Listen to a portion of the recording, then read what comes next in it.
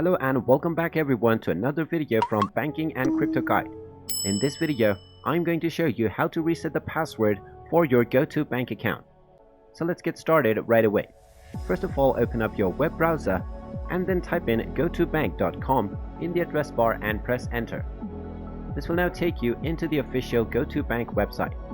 Now just click on the login button at the top section and this will take you into the login portal. Now in order to recover your forgotten password, just go ahead and click on the trouble logging in button. Now you will see two options. To reset your password, just click on the reset your password button and you will now be asked to enter your email address. Simply type in your email address and click on the verification box which says I'm not a robot. You can then click on the continue button which will send an email to your email address. Just click on the link within the email that you receive and you will then be allowed to enter a new password for your account. And there you have it. That is how easy it is to reset the password for your Go2bank account.